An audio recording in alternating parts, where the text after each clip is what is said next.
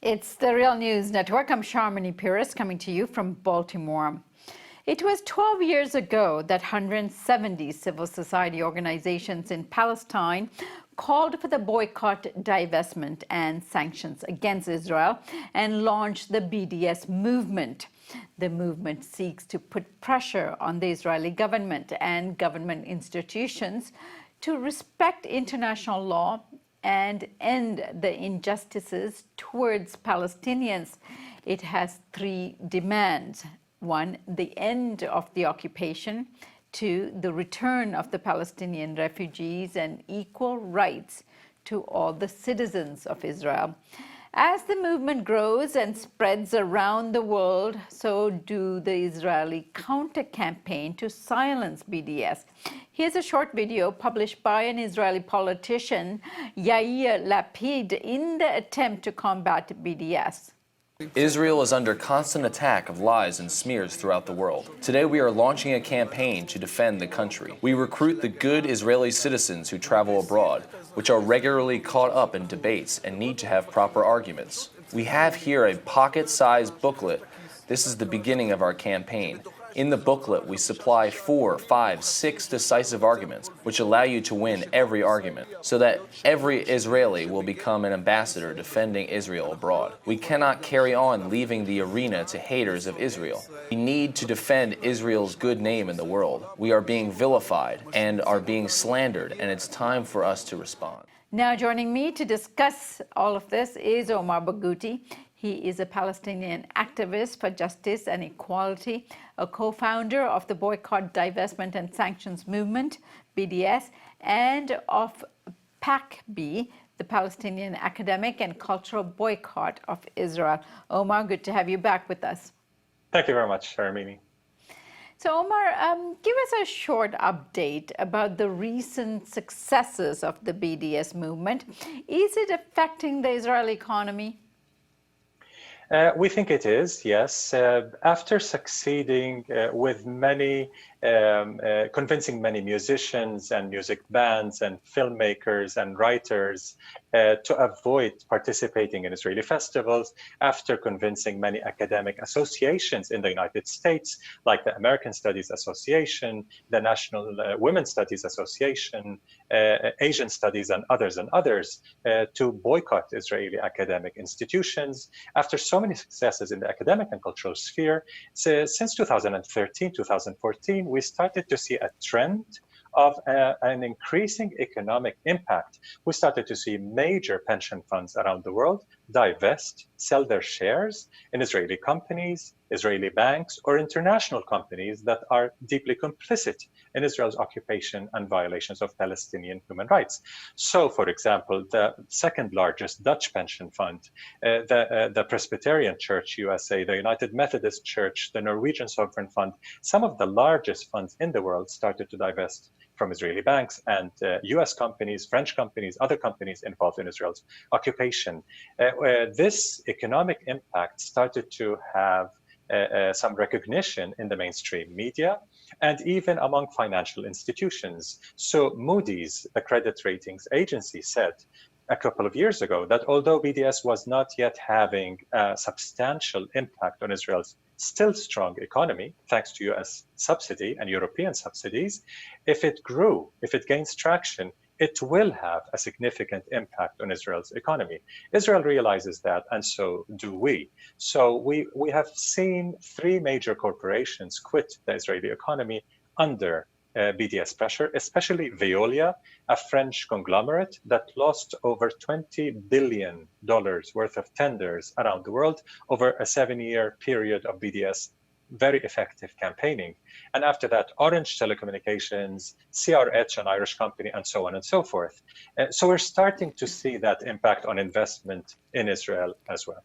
Omar, inside Israel, Palestine, the Israeli government and the parliament are promoting a series of measures to try to make it illegal for people to support the BDS movement. There is an anti-BDS law dating back to 2011. to the current bill that's promoted by the Israeli government to criminalize BDS and apply fines of $25,000 to $75,000 for each BDS supporter. In the right-wing newspaper, Israel Hayom, your name was mentioned twice in the context of which individuals and organizations that will be targeted by this law. Explain, what is the Israeli government trying to do here? How effective has it, and how has the targeting of you specifically affected the campaign or you personally? Okay, after 12 years of utter failure in stopping the impressive growth of BDS, especially growth in the mainstream in Western countries, across major trade unions, pension funds, major churches, even in Hollywood, of the 26 Oscar nominees last year, 2016, offered a very expensive junket by the Israeli government. None of the 26 Hollywood stars accepted that junket. Of 11 NFL players this year offered a similar junket by the Israeli government, 6 said no, including Michael Bennett. So we're seeing the impact of BDS even hit the ivory tower in the United States and elsewhere. After this repeated failure by Israel, and after adopting a very aggressive counterstrategy in 2014 against BDS, including espionage using Israel's intelligence services, legal warfare, propaganda on steroids, still Israel feels that the movement continues to grow. So they've resorted to McCarthyite tactics, adopting a quote-unquote blacklist of Israelis supporting any form of boycott, whether it's a settlement boycott or a full boycott of Israel, does not matter. A ban on entry for anyone who supports BDS or who is associated with an institution supporting BDS. So an official from the Presbyterian Church USA could be denied entry at Ben Gurion Airport simply because she or he belongs to the Presbyterian Church, which has adopted a form of boycott of settlement goods or divestment from HP and other companies. The recent attempt to pass a law that you've talked about is trying to say that any Israeli institution or individuals that suffers due to a boycott can go to court and be offered compensation without having to prove any correlation between the damage that they claim to have incurred and the advocacy for a boycott against them. Without any correlation, they can get damages. And in fact, it's much more than 75,000. The maximum is 500,000 shekels, which is about $130,000 or so. The attack against me personally is just an attempt to demonize me as a human rights defender, to try to chill support for BDS, to say, here, we'll teach you all a lesson by making Omar Barghouti's life miserable. So they've imposed a travel ban on me, which is still in effect. I need a court order to travel every time. They've threatened me with civil assassination, and I have no idea what that means, but it sounds scary enough. And all kinds of intimidation. They've used the tarnishing unit, which is a properly called tarnishing unit, as part of the Ministry of Strategic Affairs in Israel, which coordinates the government's fight against BDS. They've used the tarnishing unit against me, but this is all intimidating indeed. This is all bullying, trying to bully me indeed, but it won't deter me from continuing my modest role in this very noble movement for Palestinian freedom, justice, and equality. And Omar, as you mentioned, the example of the leader of the Presbyterian campaign that is helping the BDS movement being denied entry to Israel as one example, and which points to the fact that this movement is global. The Israeli government has now appointed a minister, Gilad Erdan, to lead the task force against BDS, and has armed it with a huge budget of hundreds of millions of dollars with support from military intelligence units and so on. Do BDS activists in Europe, North America, here in the US, already feel the result of this campaign that's being launched? And I guess this minister was appointed, I guess, about 2 years ago, if I recall. And is that minister having effect internationally as well? The Israeli government likes to believe it is somehow winning the fight against BDS, quite delusional if you look at the facts. The Israeli government has a lot of influence with Western governments, with the US Congress, with the White House, with Brussels, the European Union. Indeed, we recognize that, of course. Israel is an expert in using its intimidation power, its bullying, and in many cases, buying the loyalty of politicians, as even Thomas Friedman of the New York Times at one point admitted when he said our politicians in Congress are bought and paid for by the Israel lobby. Those are the words of Thomas Friedman of the New York Times. So yes, it can succeed at that level. But what it's doing is that it's losing the grassroots level. It's beginning to lose the liberal mainstream that is utterly disgusted by all this McCarthyism, all this intimidation, conditioning the hurricane humanitarian relief in Texas on loyalty to Israel and refusal to support the boycott of Israel has hit a raw nerve among liberals in the mainstream in the United States, with many, many liberal organizations going up in arms and condemning the lobby's influence, corrupting influence in various state legislatures in the US. So yes, Israel is succeeding in passing very strong anti-BDS legislation across the US. It is succeeding in getting the French government to be as authoritarian as it can be, anti-democratic, draconian as it can be. The British government running after trade unions that support BDS and trying to ban local councils from divesting from companies that do business with the occupation. It can succeed there, but we're winning the fight at the grassroots level. We're winning the hearts and minds battle. And we are increasingly winning the liberal mainstream. And Israel realizes that. And that's why it is going hysterical with passing more and more extremely draconian legal measures. Right. Now, because of the alliance between the United States and Israeli government and the U.S. government, many people argue that the bond is so strong that if you are boycotting the Israeli government and business ventures and corporations in Israel, that should also be extended to the United States. And so if you're carrying out a boycott of academic institutions in Israel, academics participating in exchanges and so forth, that should also be carried out here in the United States. What is your response to that?